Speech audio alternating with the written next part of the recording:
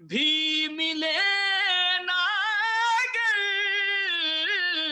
خدا سے مسئلہ وطن ایک بھی ملے نا گر میرے حسین سے ایک ساتھ ساتھ لے جاؤ.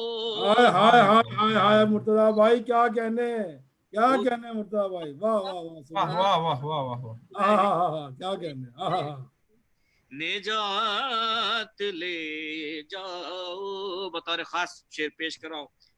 توجہ کیا کہنے واہ واہ واہ واہ واہ واہ واہ. ان کی دعائیں بھی چاہوں گا شعر پہ کہ خدا اتارنے خدا اتارنے والا ہے صدقہ مہدی کا. خدا اتارنے والا ہے صدقہ مہدی کا. رسول نئے معجزات لے جاؤ. کیا کہنے بھائی سبحان اللہ واہ واہ واہ واہ واہ واہ واہ واہ واہ واہ. برائے عظمت قائم آل محمد بلند تر صلوات. اللہم صلی علی محمد وآل محمد وجل جاؤ. حسین بانٹ رہے ہیں نجات لے جاؤ. بطور خاص شعر پیش کر رہا ہوں اس کا اس سلسلے کا آخری شعر کہ کہیں گی فاطمہ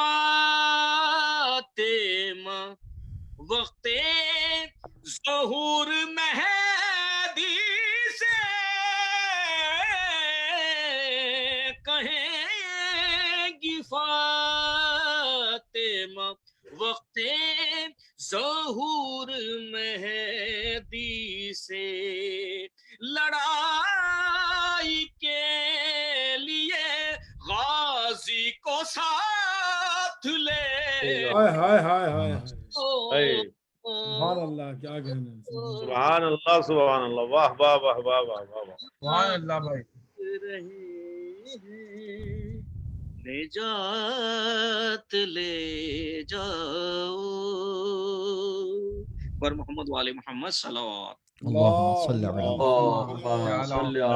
محمد وآل محمد. جزاک اللہ مرتضیٰ بھائی بہت شکریہ بڑی مہربانی. میں ملتمس ہوں جناب مولانا کمیل مہدوی صاحب سے کہ وہ مجلس سے خطاب فرمائے. جناب مولانا کمیل مہدوی صاحب پر محمد وآل محمد بلند تر صلوات. اللہم صلی علی محمد وآل محمد. اجازت ہے جناب مولانا مہر عباس صاحب آپ کی. بسم اللہ بھائی بسم اللہ. جی مولانا رضی امام صاحب بھی موجود ہیں, مولانا کلب رشید صاحب, تمام کی خدمت میں السلام علیکم ورحمۃ اللہ وبرکاتہ. اور آپ کی اجازت سے آغاز کرنے لگے ہیں. سورہ فاتحہ کی التماس ہے آج جن مرحوم و مغفور کے لیے مجلس عزا ہے خمینی بنگال کا انہیں لقب عطا ہوا مولانا سید اطہر عباس رضوی صاحب کے ایصال ثواب کے لیے بلندی درجات کے لیے رحم اللہ من قرأ الفاتحہ. بسم اللہ الرحمن الرحیم الحمدللہ رب العالمین الرحمن الرحیم مالک یوم الدین ایاک نعبد و ایاک نستعین اهدنا الصراط المستقیم صراط الذین انعمت علیہم غیر المغضوب علیہم ولا الضالین. ان اللہ وملائکتہ یصلون علی النبی یا ایھا الذین آمنوا صلوا علیہ وسلموا تسلیما. اللہم صل علی محمد وآل محمد. اعوذ باللہ من الشیطان اللعین الرجیم. بسم اللہ الرحمن الرحیم. وبہ نستعین وہو خیر ناصر ومعین والعاقبۃ للمتقین والجنة للموحدین والنار للعاصین والصلاة والسلام علی اشرف الانبیاء والمرسلین حبیب الہ العالمین العبد المرتضى والنبی المجتبى والرسول المصطفى سیدنا ونبینا وشفیع ذنوبنا وطبیب نفوسنا ومولانا بالقاسم محمد. وسلم محمد وآل محمد وعلى آله الطيبين الطاهرين المعصومين المظلومين سيما بقية الله في الأرضين الذين أذهب الله عنهم الرجس وطهرهم تطهيرا. اللهم صل على محمد وآل محمد. رحمة الله على محبيهم واللعنة الدائمة على أعدائهم أجمعين من الأزل إلى قيام يوم الدين. دعاء امام زمانہ عجل اللہ تعالی فرجہ الشریف. بسم اللہ الرحمن الرحیم. اللہم کل ولیک الحجة ابن الحسن صلواتك عليه وعلى آبائه في هذه الساعة وفي كل الساعة وليا وحافظا وقائدا وناصرا ودليلا وعينا حتى تسكنه أرضك طوعا وتمتعه فيها طويلا.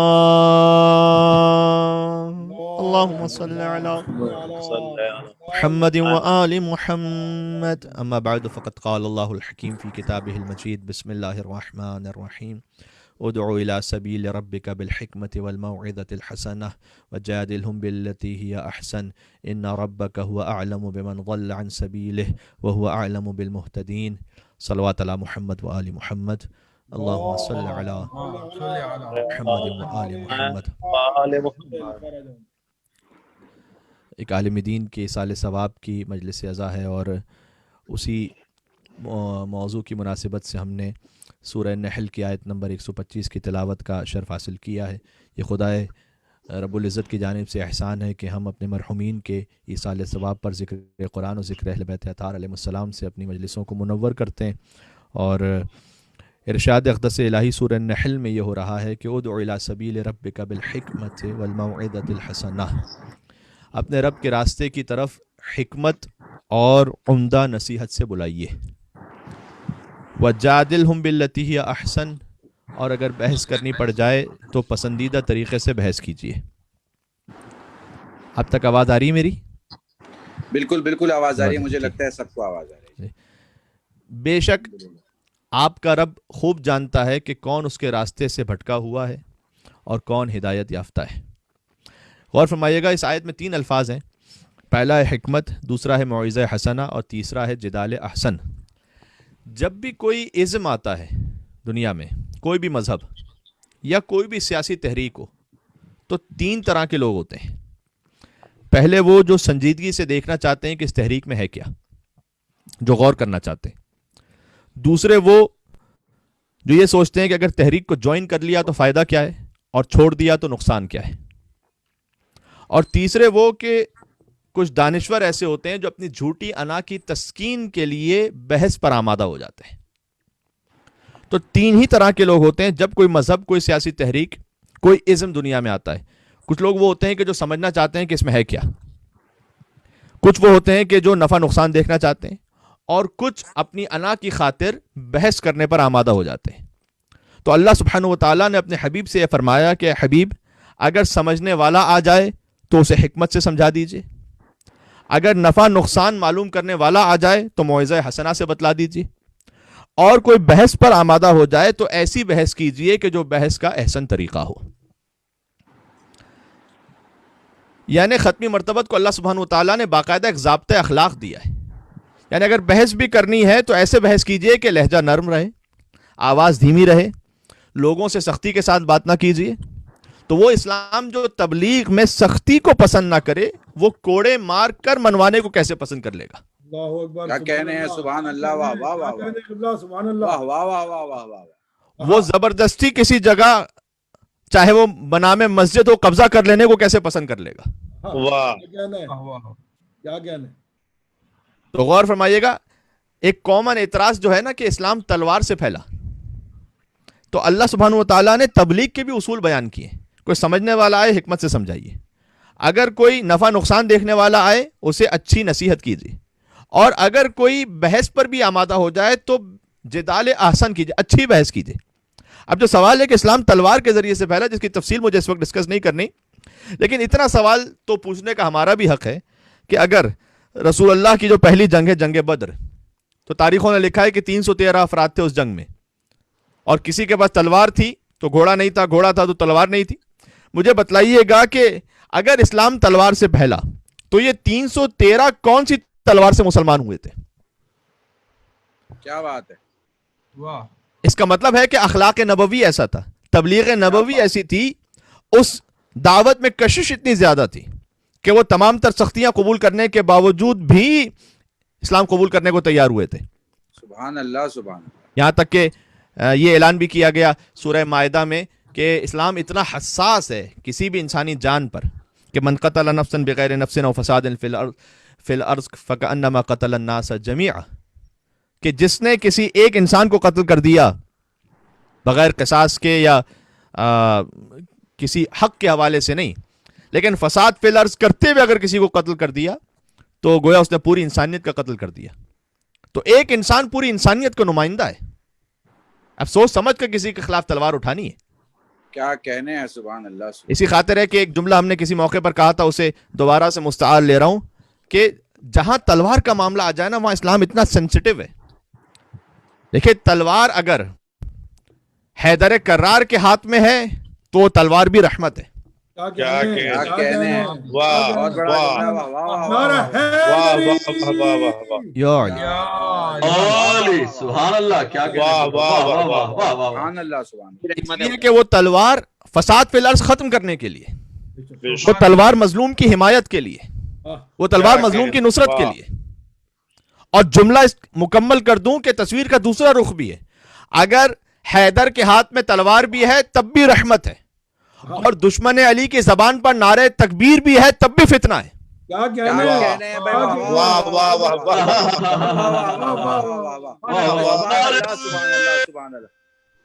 واہ واہ واہ واہ واہ. واہ واہ واہ واہ واہ. احسن. واہ واہ واہ واہ. واہ واہ واہ واہ. اس لیے کہ امیر المومنین کے ہاتھ میں جو تلوار ہے اس تلوار کا قصیدہ فرشتے نے پڑھا ہے.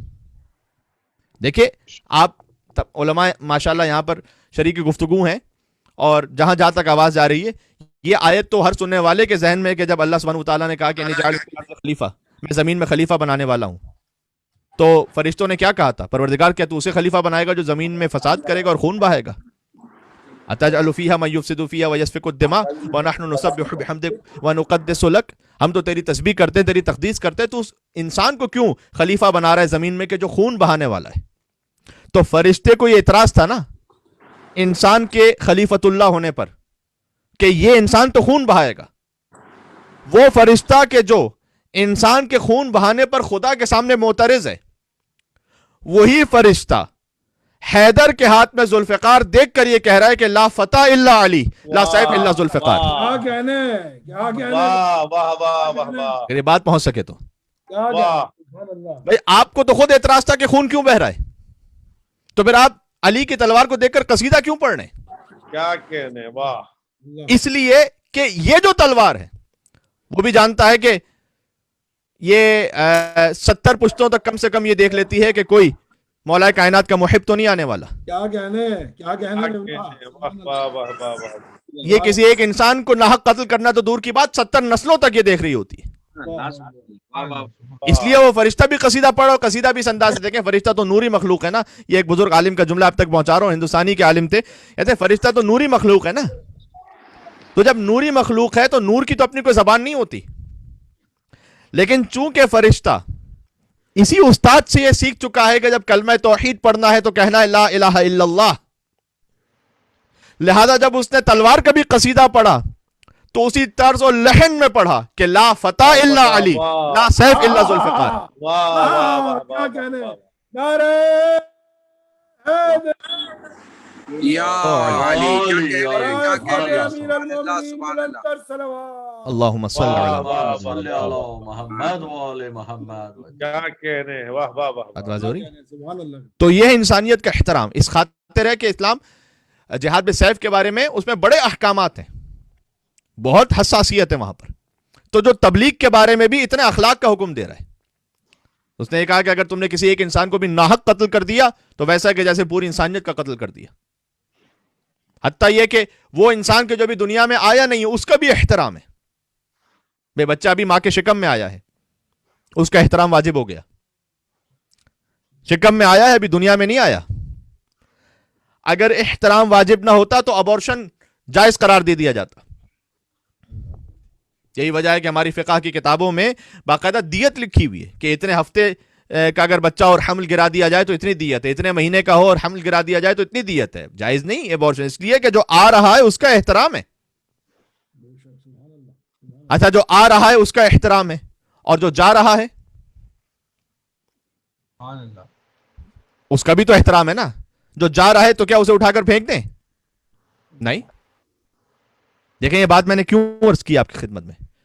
ہم رہتے ہیں افادیت پسند معاشرے میں، جسے غالباً انگریزی میں کہا جاتا ہے کہ یوٹیلیٹیرینزم، یعنی افادیت پسندی. ایک انگلش فلسفر تھا اور سوشل ریفارمر بھی تھا جس کا نام تھا جیریمی بینتھن. اس نے نظریہ آج سے 200 سال پہلے دیا تھا کہ ہر وہ کام ٹھیک ہے جس سے لوگ زیادہ سے زیادہ خوش ہو جائیں اور فائدہ حاصل ہو جائے. تو ہم ہیں افادیت پسند معاشرے میں کہ ہر چیز میں اپنا فائدہ نقصان پہلے چیک کرتے ہیں. بھائی سیدھی بات ہے، بال پوائنٹ ہے، آپ اسے لکھتے ہیں جب تک انک ہے. انک ختم ہو جائے گی، لکھنا چھوڑ دے گا، پھینک دیں گے. لائٹر ہے، جب تک اس میں ایندھن رہے گا رکھیں گے، ایندھن ختم ہو جائے گا، پھینک دیں گے.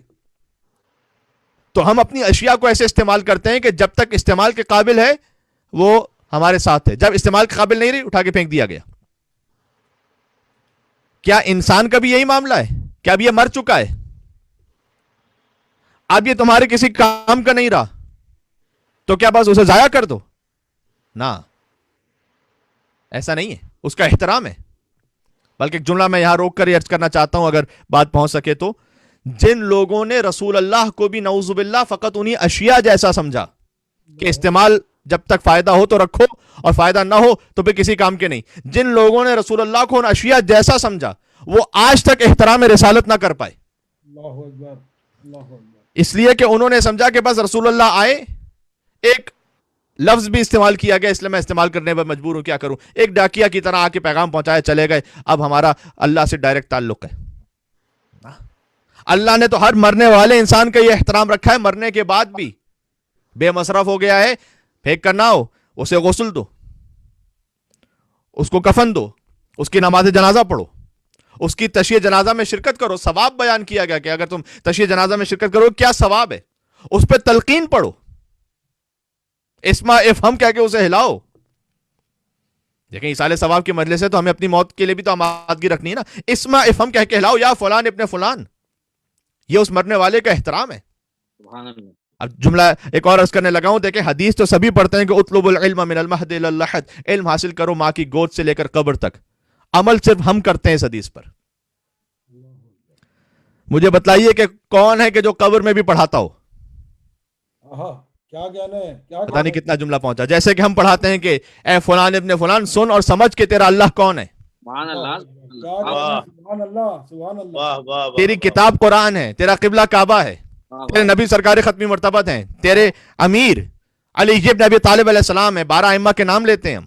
اللہ اکبر، کیا کہنا ہے، سبحان اللہ. قبر میں بھی جو پڑھانے کا عمل ہے وہ فقط آپ کو مذہب اہل بیت میں کے ماننے والوں میں ملے گا. کہنے بے شک. تو اس کا احترام ہے. غسل کرو، کفن، حنوط، وہ سارے مراحل، تشییع جنازہ، تلقین، اس کے بعد تدفین کرو. اس کی دفن کرنے کے بعد پہلی رات نماز وحشت پڑھو، فاتحہ پڑھو، ایصال ثواب کی مجلس کرو. آج کئی برس گزر گئے، مثلا مولانا سید اطہر عباس رضوی مرحوم مغفور، لیکن ایصال ثواب کی ان کی مجلس ہو رہی ہے اور انشاءاللہ ہوتی رہے گی. تو یہ احترام ہے. اللہ اکبر. دوسری طرف انسانیت کی ایسی بے وقتی کہ جہاں جتنی بمباری کر کے چاہے مارنا ہو مار دو. لیبنن میں کیا ہوا آپ سب کے سامنے. اب اللہ جانے کہ وہ ایک حادثہ ہے یا اس میں بہت سی کانسپیرنسی تھیوریز ہیں، لیکن اتنا ہیبت ناک کہ کچھ بعید نہیں ہے کہ اس کے پیچھے کیا کچھ پلاننگ ہوئی ہو، اپنے چند مفادات کی خاطر لاکھوں انسانوں کو فنا کے گھاٹ اتار دو، اللہ اکبر کہہ کر گلے کاٹ دو۔ یہ دو فکریں ہیں جو آج تک جاری ہیں، اور یہ دو فکریں از اول ہیں۔ دیکھیں اللہ نے ابلیس سے کہا کہ سجدہ کرو آدم کو، اس نے کہا نہیں کروں گا، چونکہ یہ مٹی ہے۔ اللہ نے کہا نفخت فیہ من روحی، میں نے اس میں اپنی روح پھونکی ہوئی ہے۔ تو ابلیس نے مٹی سمجھا، اللہ نے روح کہا۔ اب جو مٹی سمجھے گا یعنی جو مادیات تک رک جائے گا وہ قتل کرے گا، جو انسان کو اللہ کی روح سمجھے گا وہ انسان کا احترام کرے گا۔ سبحان اللہ، کیا کہنے قبلہ، سبحان اللہ۔ انسان فقط مادہ نہیں ہے، اس میں روح بھی ہے، روح خود اللہ نے پھونکی ہے۔ سبحان اللہ۔ اگر مادیت تک فقط بات ہو تو مولا کائنات امیر بیان علی ابن ابی طالب علیہ الصلوۃ والسلام کی بہت خوبصورت حدیث ہے، اللہم صلی علی محمد و علی محمد۔ دیکھیں مولا نے ارشاد فرمایا ہے کہ یہ جو دنیا کی نعمتیں ہیں نا، یا یہ ختم ہو جائیں گی یا ان کو استعمال کرنے کے لیے تم ختم ہو جاؤ گے۔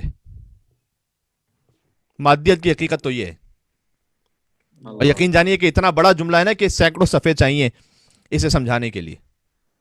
جو مولا نے کہا کہ یا تو یہ نعمت ختم ہو جائے گی یا نعمت کو استعمال کرنے کے لیے تم ختم ہو جاؤ گے۔ دیکھیں مال نعمت ہے، یا مال ختم ہو جائے گا یا مال کو استعمال کرنے کے لیے ہم ختم ہو جائیں گے۔ جوانی نعمت ہے، جوانی یا تو ختم ہو جائے گی یا وہ جوان ختم ہو جائے گا۔ تو کوئی نعمت ایسی نہیں ہے کہ جو رکنے والی ہے، یا نعمت ختم ہو جائے گی یا استعمال کرنے والا ختم ہو جائے گا۔ ہاں ایک نعمت ایسی ہے کہ جس کے لیے اللہ سبحانہ وتعالیٰ نے قرآن میں کہا خالدین فیہا ابدا، وہ ہے جنت۔ وہ نعمت باقی رہنے والی ہے۔ لہذا امیر بیان نے ایک اور موقع پر ارشاد فرمایا کہ جب انسان دنیا سے گزر جاتا ہے تو دو سوال ہوتے ہیں، ورثہ یہ پوچھتے ہیں کہ کیا چھوڑ کر گیا، اور ملائکہ یہ پوچھتے ہیں کہ کیا لے کر آیا۔ سبحان اللہ، واہ واہ واہ۔ کیا لے کر آیا، اس کا تعلق ہے جنت سے۔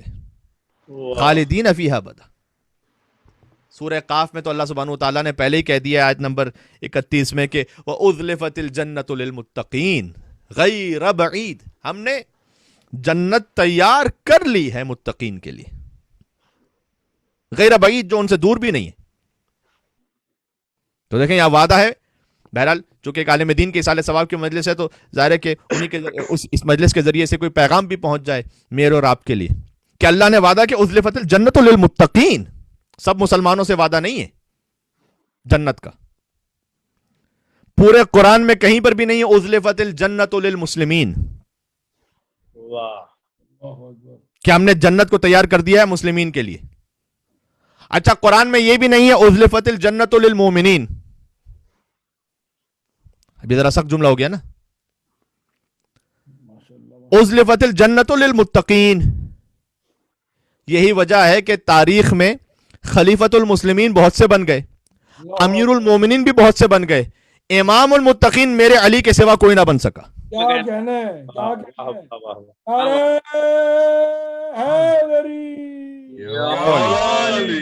ارے امیر المومنین بلند تر صلوات۔ محمد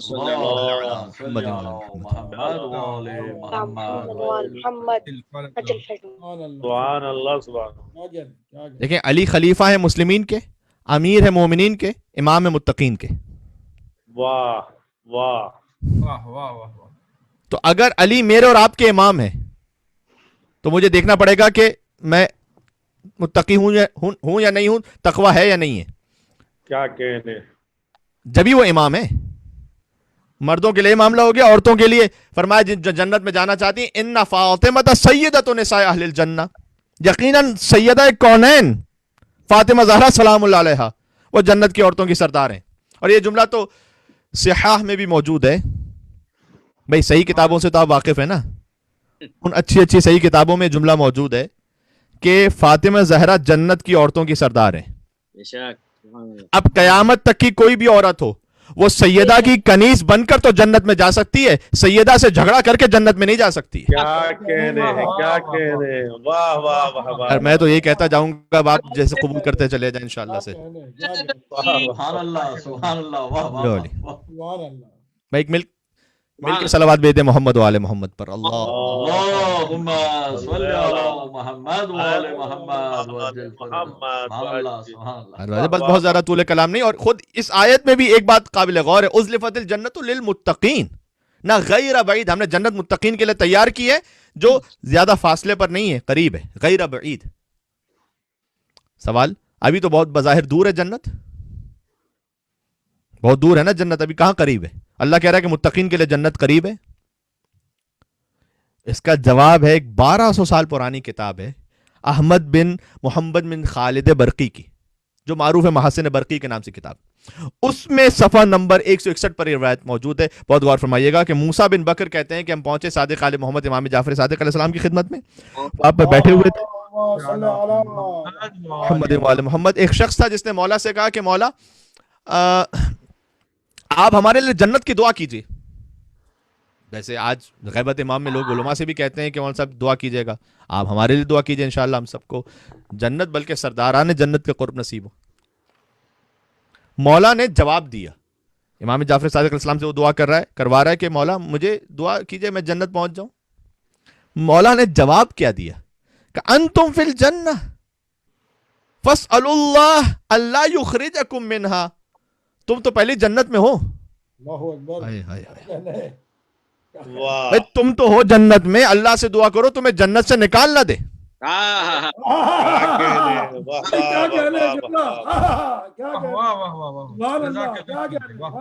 جملہ پہنچا تو مل کے صلوات بھیجیں محمد و آل محمد پر.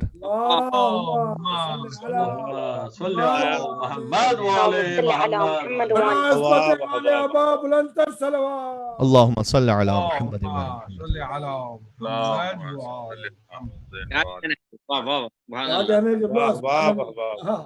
میں انتم فی الجنہ فاسألوا اللہ اللہ یخرجکم منہا, تم تو پہلے جنت میں, اللہ سے دعا کرو تمہیں جنت سے نکال نہ دے. اچھا ظاہر ہے اس کے لیے سمجھ میں نہ آیا. موسیٰ بن بکر نے کہا کہ جعلنا فداک, مولا ہم سب آپ پہ قربان ہو جائیں, نحن فی الدنیا, ابھی تو ہم دنیا میں, آپ کہہ رہے ہیں کہ ہم جنت میں. عید غدیر قریب ہے, کاش اس جملے کو میں آپ تک پہنچا سکوں. امام علیہ السلام نے جواب دیا الستم تقرون بامامتنا, کیا کہنے, مولا نے کہا کیا تم ہماری امامت کا اقرار نہیں کرتے ہو؟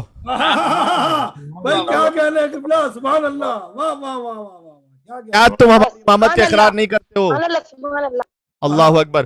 اس نے کہا مولا جی ہم آپ کی امامت کے قائل ہیں مولا. امام نے کہا ھذا معنی الجنہ, کیا کہنے, واہ واہ واہ واہ. ابے یہی تو جنت ہے. واہ واہ واہ. ھذا معنی الجنہ من اقر بہ کان فی الجنہ, جو اس امامت کا اقرار کرتا ہے وہ جنت میں ہے. فاسألوا اللہ اللہ یسلبکم, اللہ سے دعا کرے اللہ اسے جنت سے نکال نہ دے. اللہ اکبر. وہ جنت کا تصور ہی بدل گیا نا اب تو. ایک مل کے صلوات بھیجتے محمد و آل محمد پر. محمد و آل محمد.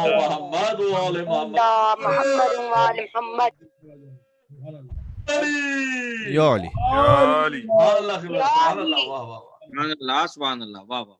تو جنت نعمت ہے, یہ وہ نعمت ہے جو دائمی ہے, خالدین فیہا ابدا. بات اس حوالے سے یہاں سے شروع ہوئی کہ مولا کائنات نے فرمایا ہے کہ نعمت ختم ہو جائے گی یا تم استعمال کرنے کے لیے اس نعمت کو ختم ہو جاؤ گے. لیکن اخروی جو نعمت ہے جنت دائمی ہے. اب سوال یہ کہ جنت ملے گی کہاں سے؟ ظاہر ہے کہ ایمان لے کر آئیے, جنت ملے گی. ایمان ہے, عمل صالح ہے, تو ایمان بھی نعمت, پھر عمل صالح بھی نعمت. اگر ایمان اور عمل صالح نعمت ہیں تو یہ مل نہیں سکتے جب تک کہ ہدایت نہ آ جائے. لہذا ہدایت بھی نعمت. ہدایت مل نہیں سکتی جب تک ہادی نہ آ جائے, اس لیے ہادی بھی نعمت. اور اگر ہادی بھی نعمت ہے تو اللہ سبحانہ وتعالیٰ نے قرآن میں کہا ہے کہ وما بکم من نعمت فمن اللہ, تمہارے پاس جو بھی نعمت ہے وہ اللہ کی طرف سے ہے. تو اگر ہادی نعمت ہے تو اللہ کے پاس سے آئے گا, ہم بیٹھ کر اسے شورا میں نہیں بنائیں گے. کیا کہنے یہی حقیقت ہے.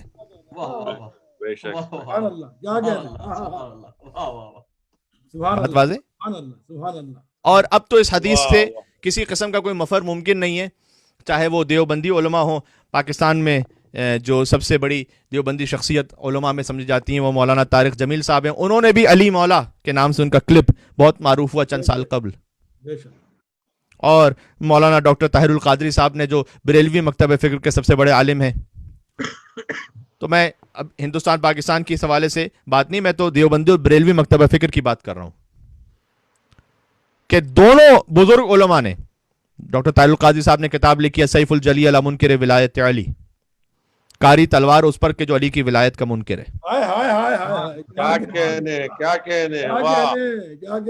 ارے میرے بھائی یہ کتاب انٹرنیٹ پہ موجود ہے ان کی آفیشیل ویب سائٹ پر, اور یہ جو ہم مجلس سے خطاب کر رہے ہیں یہ پوری دنیا میں جاری ہے. کوئی جب تک بات کنفرم نہ ہو تو تھوڑی کہہ سکتا ہوں کوئی. سیف الجلی علی منکر ولایت علی, اور اس کے مقدمے میں جا کے دیکھیے گا وہ لکھتے ہیں کہ اس سال میں 51 ایئرس کا ہو رہا ہوں, لہٰذا میں علی سے عددی برکت کو حاصل کرنے کے لیے 51 ان حدیثوں کو لکھ رہا ہوں جس میں نبی نے علی کی ولایت کا ذکر کیا ہے. 51 حدیثیں لکھی, اور اس میں سے پہلی حدیث یہ لکھی کہ من کنت مولا فہذا علی مولا, جس کا میں مولا ہوں اس کا علی مولا ہے. آگے جا کر ظاہر ہے کہ انہیں اپنے مذہب کو بھی تو جسٹیفائی کرنا ہے نا, تو لہٰذا انہوں نے آگے لکھا کہ یہ روحانی اور معنوی ولایت کی بات ہو رہی ہے, جبکہ خلافت کے جو امور ہیں وہ دنیا کے معاملات سے تعلق رکھتے ہیں, تو لہٰذا دنیا کے معاملات کی خلافت اس طرف تھی, خلیفہ اول کا نام لیا انہوں نے, اور جو معنوی امور کی ولایت تھی وہ علی ابن ابی طالب کے پاس تھی. میں 10 بستہ فقط ایک سوال کرنا چاہتا ہوں, معنوی امور کی ولایت کے لیے تو آپ نے حدیث سنا دی, دنیاوی خلافت کے لیے ان کے لیے بھی تو کوئی حدیث سنا دو.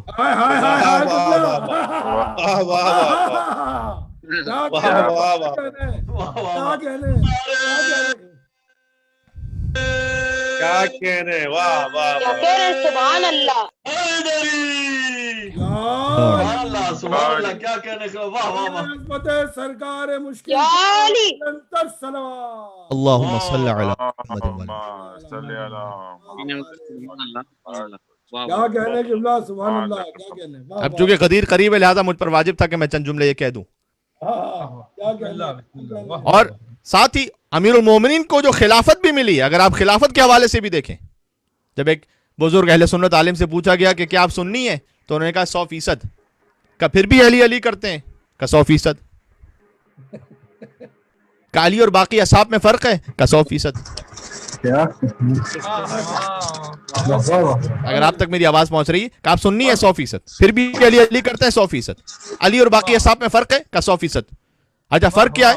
کا فرق یہ ہے کہ بقیہ کو خلافت ملی ہے ایسے, علی کو خلافت ملی ہے ایسے. سبحان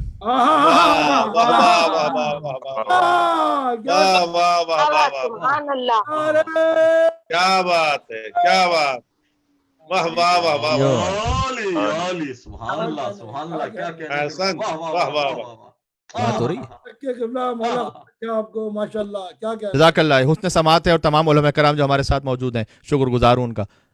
تو گزارش یہ ہے کہ جو جس مقام پر ہے اسے اس مقام پر رکھیے آپ نے, جس کا چاہے کرنا احترام کرتے جائیے. اور اگر آپ ہم سے یہ تقاضا کرتے ہیں کہ ہم چند افراد کو برا نہ کہیں اتحاد کی خاطر کہ آپ کو برا نہ لگے, تو آپ بھی پھر انہیں اچھا نہ کہیں تاکہ ہمیں برا نہ لگے. بہت اچھی بات, واہ واہ واہ واہ, سبحان اللہ, واہ واہ سبحان اللہ,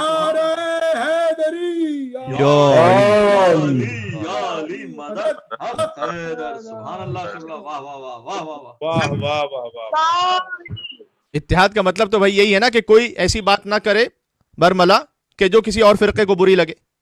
سلم نہ چشم, ٹھیک ہے, پیسفل کو ایگزسٹنس کے تحت ہم بعض افراد کے لیے مجمع عام میں کم سے کم اس انداز سے ان کے بارے میں گفتگو نہیں کریں گے کہ آپ کو برا نہ لگے. تو آپ بھی تو پھر انہیں اچھا کہنا چھوڑیں تاکہ ہمیں برا نہ لگے. صحیح ہے, واہ, کیا اس لیے کہ بات. جب آپ انہیں اچھا کہیں گے تو ہمیں اپنے بچوں کو حقیقت بتلانی پڑے گی. تو جب آپ اچھا کہیں گے تو پھر کہیں کوئی کنفیوز نہ ہو جائے, کوئی گمراہ نہ ہو جائے, تو ہمیں حقیقت کھولنی پڑے گی. تو اتحاد کا مسئلہ ہماری جانب سے نہیں, اتحاد کا مسئلہ آپ کی جانب سے. صحیح بات ہے, واہ واہ, سبحان اللہ. بہت واضح ہے بھائی. اور ساتھ ہی میں یہ بھی عرض کر دوں کہ यहाँ पर हुजूर ने फरमाया मन कुन्तु मौला फ़हाज़ा अली मौला, इसे कबूल सब करते हैं। मैंने जो दो बुजुर्ग उलमा के नाम लिए और हिंदुस्तान में भी यकीनन मुझे नहीं लगता कि कोई भी ऐसा अहले सुन्नत आलिम होगा कि जो इस हदीस को रद्द कर दे कि हुजूर ने ऐसा फरमाया ही नहीं था। नहीं। अब इसके माना क्या है? मसलन दोस्त हैं इसके माना, लेकिन हुजूर ने कितनी मरतबा मौला कहा है? मुझे बताइएगा। मन कुन्तु मौला फ़हाज़ा अलीयुन, 2 मरतबा कहा है ना मौला। तो जो पहले मौला का मतलब है वही दूसरे मौला का मतलब होगा ना। क्या कहने हैं?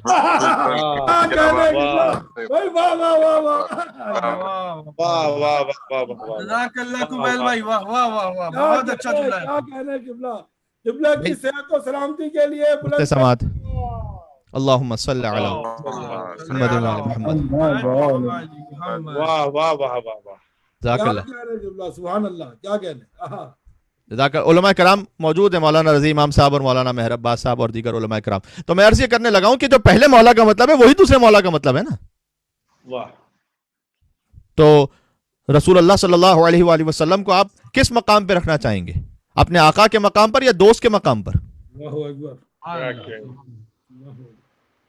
जिसका मैं दोस्त हूं, अगर ये तर्जुमा कीजिएगा, बुग़्ज़ अली में आकर आपने तर्जुमा तो कर दिया, लेकिन जनाब यहां पर विलायत अली का फिर मामला नहीं रहेगा, फिर शान रिसालत का मामला बन जाएगा। बेशक बेशक। अरे भाई, अली को खिलाफत से महरूम करने के लिए आपने अपने जाम में ये तर्जुमा कर दिया। यहां खिलाफत अली का मामला नहीं रहेगा, यहां शान नबी का मामला बन जाएगा। क्या आपने तर्जुमा क्या किया कि जिसका मैं दोस्त हूं? और दोस्त देखिएगा, दोस्त बराबर का रिश्ता होता है। दोस्त की कभी कोई बात मानी जाती, कभी कोई बात नहीं मानी जाती। क्या कहें? अगर आप दोस्त के मकाम पर रखेंगे नऊज़ु बिल्लाह रसूल अल्लाह को, यानी आप क्या कहना चाह रहे हैं कि हमारी मर्जी होगी दोस्त की तरह, कभी बात माने कभी ना माने? वो तो दायरे इस्लाम से खारिज हो जाएगा। अच्छा, ये मसला असल में उस बुग़्ज़ का है। देखिए, आप किसी भी मुसलमान से पूछिएगा कि कितने अंबिया हैं, वो कहेंगे 1,24,000। उनसे पूछिए कि 100 के नाम मुझे बतलाओ।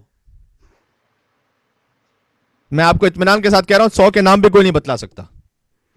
मैं कुरान में तकरीबन 25 के नाम आए, 100 के नाम नहीं बतला सकते। अच्छा, नाम नहीं पता, उनका कबीला बताओ।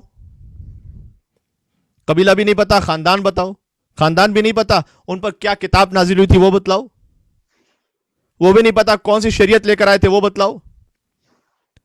शरीयत भी अगर नहीं पता, किस सरजमीन पर आए थे वो बतलाओ। कुछ नहीं पता।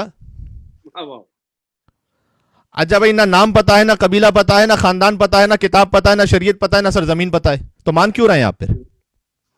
इसलिए कि रसूल अल्लाह ने फरमा दिया कि 1,24,000 अंबिया आए थे। जिनका कुछ नहीं पता, क्या रसूल अल्लाह के कहने पर मान गए, और जिसे 1.25 लाख के मजमे में रसूल ने उठा के दिखला दिया। क्या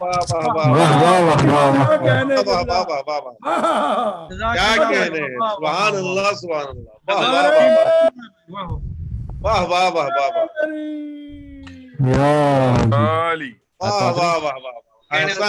वाह वाह। सूरज ये कह के दीन का ओबरा गदीर में, तकमील आज पाएगा कलमा गदीर में।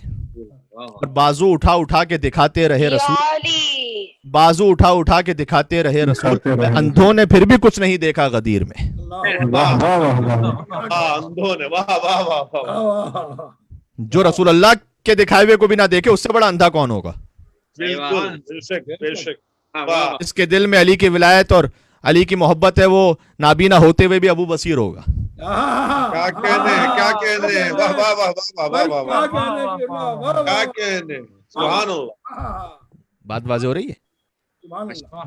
और इस पर बड़ा एक हसास और भी शेर है कि बाजू उठा उठा के दिखाते रहे रसूल, अंधों ने फिर भी कुछ नहीं देखा गदीर में। कि रास्ता भटक गया था मुसाफिर गदीर का, रास्ता भटक गया था मुसाफिर गदीर का, और बस जरा सी देर में पहुंचा गदीर में। बात वाज़ेह। तो ये वो फैसला कुन यौमुल फुरकान है गदीर। کہ جہاں پر حق اور باطل کا فیصلہ ہو جائے گا. اور یہی وہ نعمت ہے کہ جس کا ذکر ہم اللہ سبحانہ و تعالیٰ نے سورہ الحمد میں کیا, جیسے ہم ہر نماز میں پڑھنا واجب ہے, سورۃ الحمد, صراط الذین انعمت علیہم, یہی وہ نعمت ہے.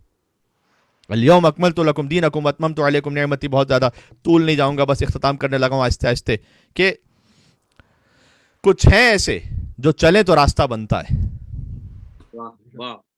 دیکھیں یہ بہت دقیق ہے. یہاں پر یہ نہیں کہا کہ پروردگار چلا اس راستے پر کہ جن پر نعمت والے چل رہے ہیں, نہ, یعنی پھر راستہ الگ ہو گیا, نعمت والے الگ ہو گئے, نہ, بلکہ کہا صراط الذین انعمت علیہم, ان لوگوں کا راستہ جن پر نعمتیں نازل کی. یعنی اگر لوگ ہٹا دیں تو راستہ گم ہو گیا. دقت پہ ذرا غور کیجیے گا. لوگ ہٹا دیجئے, راستہ ختم. یہ نہیں ہے کہ کوئی راستہ ہے کہ جس پر کچھ نعمت والے چل رہے ہیں, بلکہ وہ نعمت والے جو ہیں وہی راستہ ہے. بے شک, سبحان اللہ. وہ نعمت والے ہٹا دیجئے تو راستہ پھر نہیں ہے.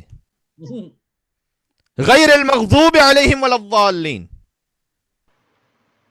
ان لوگوں کا راستہ نہیں کہ جن پر تیرا غضب نازل ہوا اور جو گمراہ ہو گئے.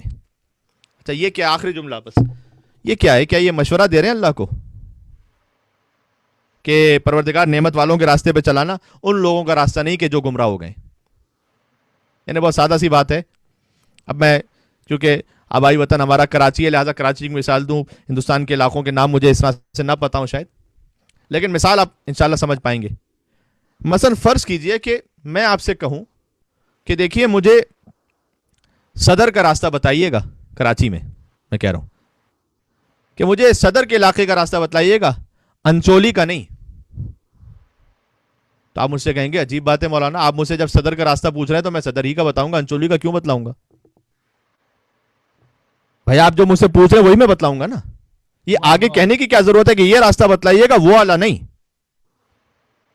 تو بات ہے کہ پروردگار تو وہ اس راستے پر چلا کہ جو نعمت والوں کا راستہ ہے.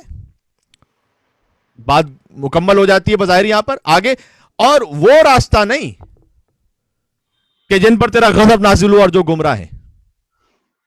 یہ غیر المغضوب علیہم ولا الضالین, یہ وضاحت کی ضرورت کیا ہے؟ کیونکہ نعمت والوں کا راستہ بتلانا مغضوبین کا نہیں, گمراہوں کا نہیں. اللہ نے سمجھایا ہے کہ کلمہ پڑھ کر نعمت والوں کے راستے پر کچھ غضب والے بھی آ کر بیٹھ جائیں گے. اللہ اکبر. ان کے دھوکے میں نہ آ جانا ورنہ گمراہ ہو جاؤ گے. یہ منافقین سے ہمیں بچایا گیا ہے.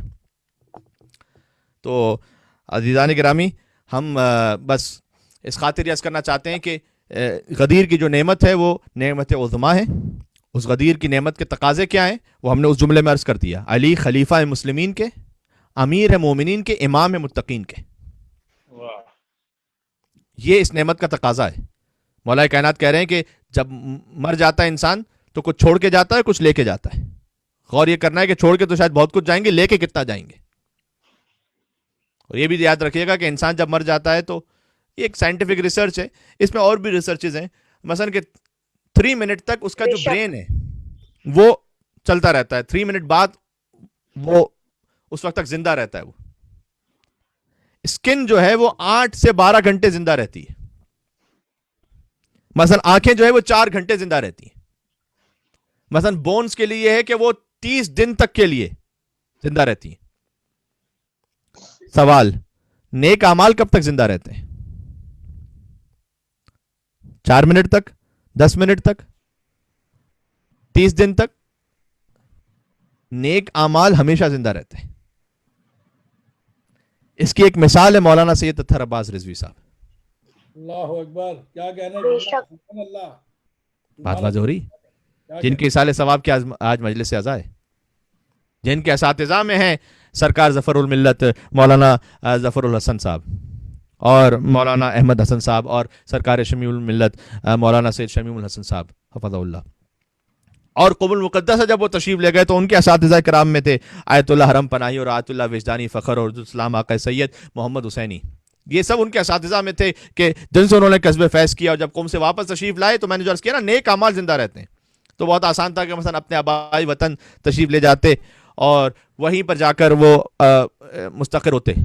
لیکن چونکہ انہوں نے بنگال میں تعلیمات اہل بیت کی تبلیغ کی ضرورت کو محسوس کیا، لہذا بنگال تشریف لے گئے اور اتنی علمی خدمات انجام دی کہ وہاں پر خمینی بنگال کے نام سے معروف ہوئے. کیا کہنے، ماشاء اللہ. 1993 میں پھر لڑکیوں کی دینی تعلیم کے لیے الزہرا ایجوکیشن سینٹر بھی قائم کیا اور یہ مدرسہ آج تک فعالیت انجام دے رہا ہے. تو یہ وہ نیک اعمال ہیں جو زندہ رہتے ہیں، باقیات و صالحات ہیں. خود ان کے فرزند ماشاءاللہ عالم دین ہیں. ادبوا اولادکم علی حب علی ابن ابی طالب، یہ حضور کا فرمانا ہے کہ اپنے بچوں کی تربیت کی بنیاد علی ابن ابی طالب کی محبت پر رکھو. کیا کہنے، کیا کہنے. شاعر بھی ماشاءاللہ تھے بڑے اچھے، اور ان کا ایک شعر مجھے ذاتی طور پر بڑا پسند ہے. اگرچہ کہ شعر ہم نے اس سے پہلے بھی کسی مقام پر پڑھا تھا، لیکن ہم یہ جانتے نہیں تھے کہ یہ اس کے شاعر کون ہیں، کیونکہ اس شعر میں فلسفہ انتظار بھی بیان کیا گیا ہے، غیبت امام زمانہ علیہ السلام میں ہماری ذمہ داریوں کو بھی بیان کیا گیا ہے. اور پھر ہمیں یہ علم ہوا کہ ان کے فرزند کے توسط سے کہ مولانا سید اطہر عباس رضوی صاحب کا یہ شعر تھا کہ کون کہتا ہے کہ وہ روح رواں پردے میں ہے، کون کہتا ہے کہ وہ روح رواں پردے میں ہے، آنکھ پر پردے پڑے ہیں وہ کہاں پردے میں ہے. اللہ اکبر، کاش میری بات پہنچ سکے. شعر کی ذریعے سے مرحوم کے اصال ثواب کے لیے مل کے صلوات بھیجتے محمد و آل محمد پر.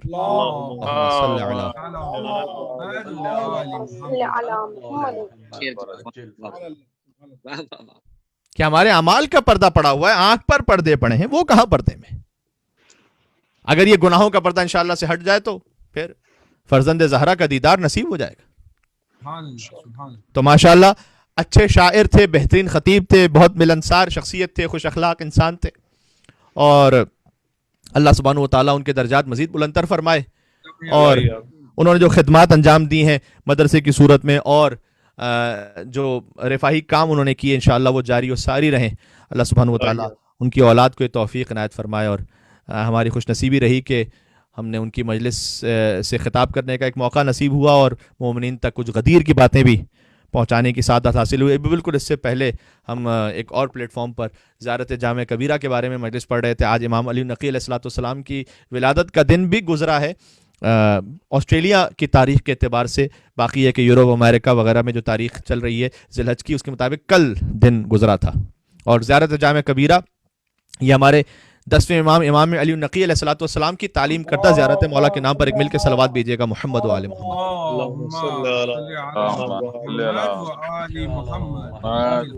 محمد. اس مجلس کے توسط سے فقط اتنی بات عرض کرنا چاہوں گا کہ امامت کی شناخت اور معرفت مکمل ہو نہیں سکتی جب تک کوئی زیارت جامع کبیرہ کو اچھی طرح نہ سمجھ لے. اس لیے آپ سے مؤدبانہ گزارش ہے اس پلیٹ فارم کے ذریعے سے کہ یقیناً آپ زیارت جامع کبیرہ کو پڑھیے گا.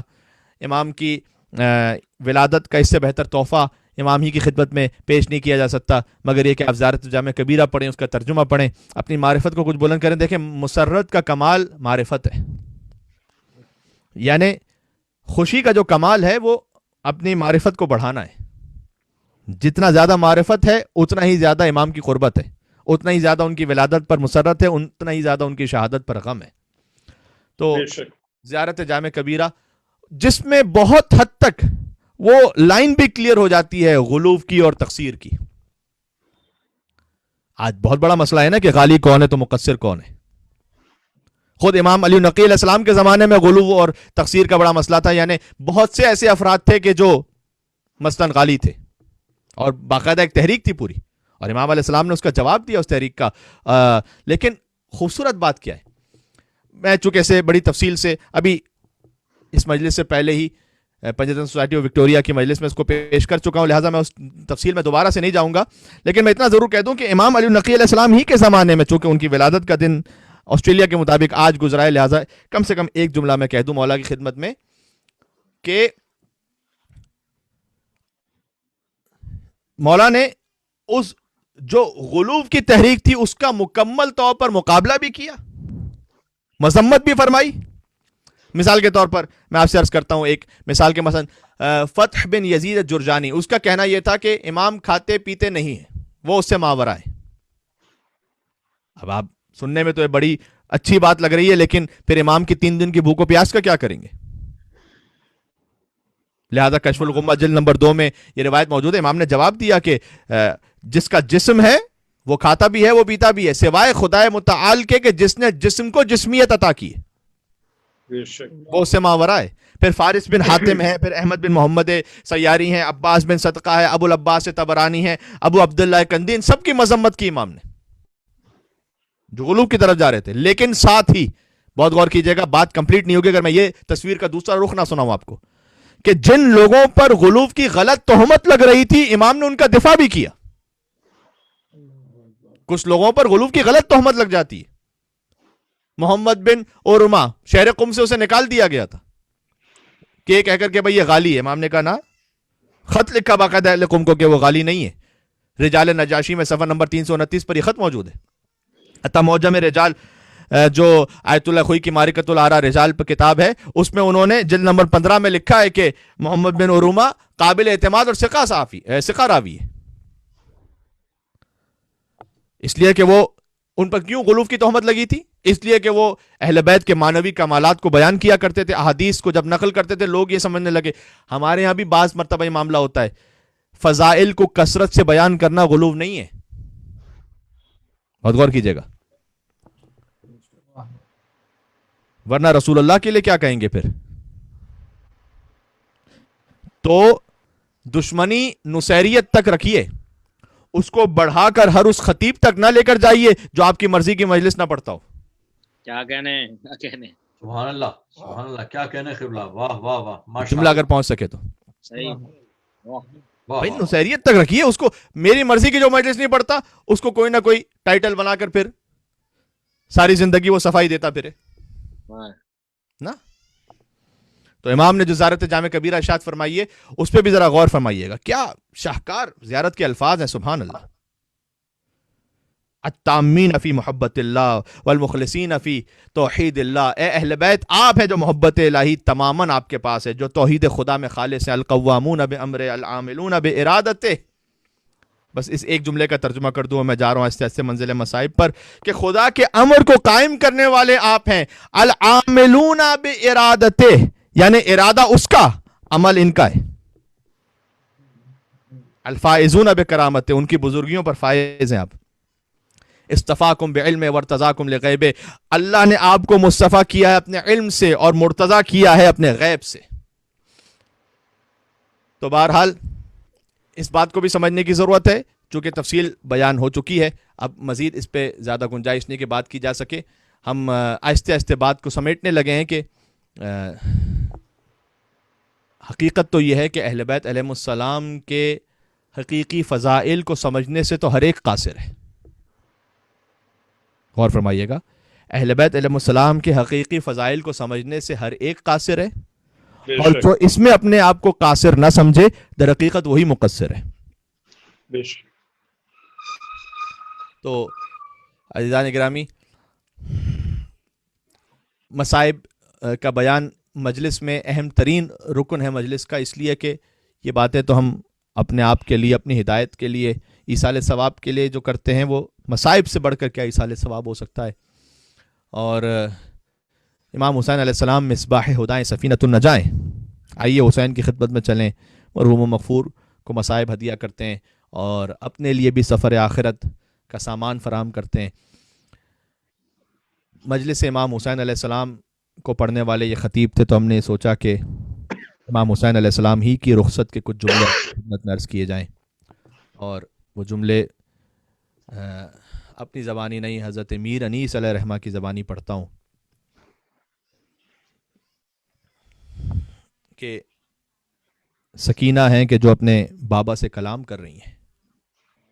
حسین رخصت ہو رہے ہیں. کئی واقعات میں علماء کے ہے کہ بی بی کا خاص حکم تھا، اور چونکہ بی بی ہی کی اولاد میں سے مولانا سید اطہر عباس رضوی صاحب سید ہیں ماشاءاللہ، اور کہ میرے بیٹے حسین کی رخصت کے مصائب پڑھو. رخصت امام حسین علیہ السلام کے مصائب سخت بھی ہیں، اور سیدہ کونین کی آرزو بھی ہے کہ رخصت کے مصائب پڑھے جائیں. سکینہ کا کلام ہے، اپنے بابا سے نیند آئے گی جب آپ کی بو پاؤں گی بابا، میں رات کو مقتل میں چلی آؤں گی بابا.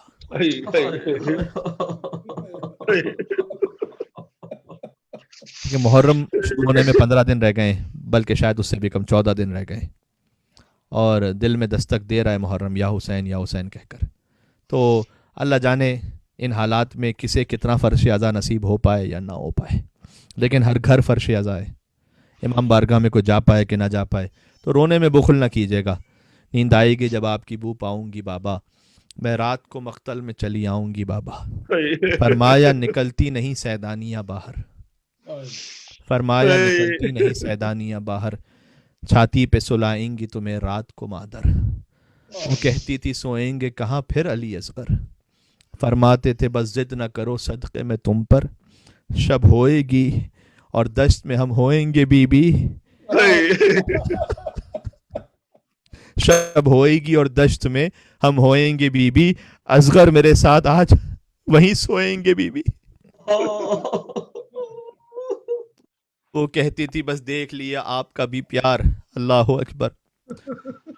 وہ کہتی تھی بس دیکھ لیا، ایک بچی کی فریاد ہے اپنے باپ سے. وہ کہتی تھی بس دیکھ لیا آپ کا بھی پیار، میں آپ سے نہ بولوں گی نہ اب یا شہ ابرار. اچھا نہ اگر کیجئے جلد آنے کا اقرار، مر جائے گی اس شب کو تڑپ کر یہ دل افگار. کیسی یہ باتیں میرا دل روتا ہے بابا، گھر چھوڑ کے جنگل میں کوئی سوتا ہے بابا. اصغر کبھی ساتھ آپ کے اب تک نہیں سوئے، بہلا لیا اماں نے اگر چونک کے روئے. شفقت تھی مجھی پر کہ یہ بے چین نہ ہوئے، یہ پیار ہو جس پر اسے یوں ہاتھ سے کھوئے. جیتے رہیں فرزند کے سب لختے جگر ہیں، جیتے رہیں فرزند کے سب لختے جگر ہیں، میں آپ کی بیٹی ہوں وہ اماں کے پسر ہیں. اللہ اکبر. ایک بند کو چھوڑ کر ایک اور بند پڑھتا ہوں. لو رو نہ اب صبر کرو باپ کو جانی، شبیر نے یہ کہا. کچھ دیتی ہو عباس کو پیغام زبانی. عباس رخصت ہو گئے تھے نا، حسین فرات پر جا رہے تھے گویا. کچھ دیتی ہو عباس کو پیغام زبانی، عہدے ہیں لبے لال یہ ہے تشنہ دہانی. ملتا ہے تو بی بی کے لیے لاتے ہیں پانی، محبوب الہی کے نواسے ہیں سکینہ، محبوب الہی کے نواسے ہیں سکینہ. ہم بھی تو کئی روز کے پیاسے ہیں سکینہ.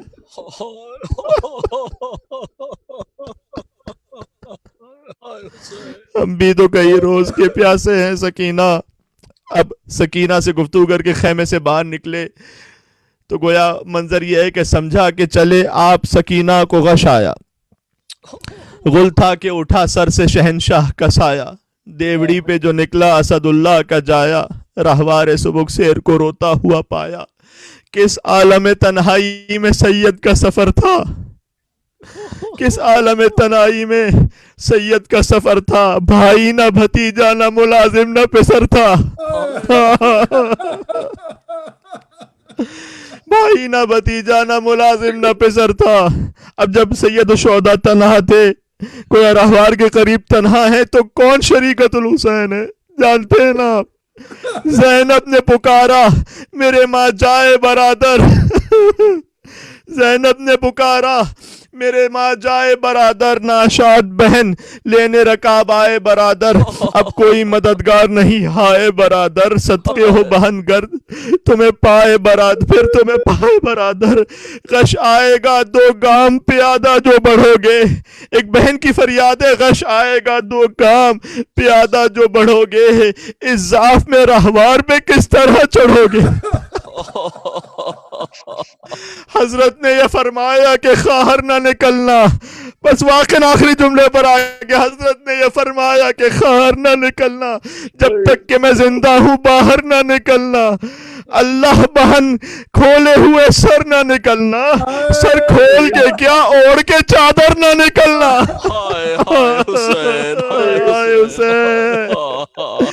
اللہ بہن کھولے ہوئے سر نہ نکلنا، سر کھول کے کیا اوڑھ کے چادر نہ نکلنا.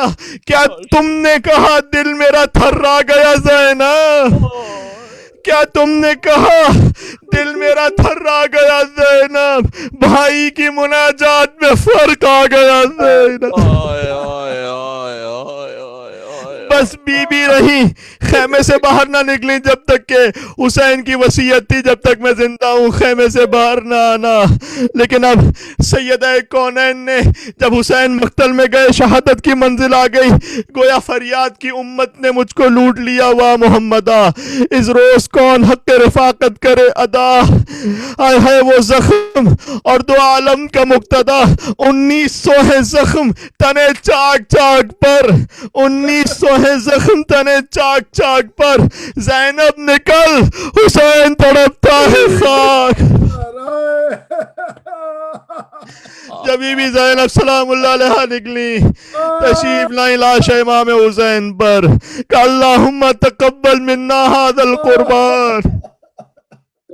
हम ईद उल अज़हा में जानवरों की कुर्बानी देते हैं। अजीजों, ये खानवाते अहले बैत है। सैयदा ज़ैनब ने हुसैन की कुर्बानी पर कहा अल्लाहुम्मा तक़ब्बल मिन्ना हाज़ल कुर्बान। फिर कहा या रसूल अल्लाह सल्ली अलैका मलाइकतुस समा, आप पर आसमान के मलाइका ने नमाज पढ़ी। वहाज़ा हुसैनुन मुरम्मिलुन बिद्दिमा, ये आपका हुसैन है कि जो खून में गलता है। अंत अखिल हुसैन, क्या तू ही मेरा भाई हुसैन है।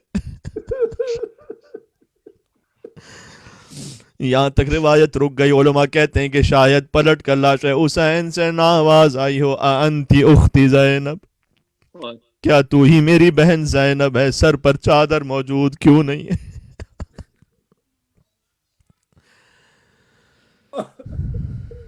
वसयअलमुल्लज़ीन ज़लमू अला मुहम्मदिन अय्याम मुनक़लबी यनक़लिबून। अस्सलामु अलैका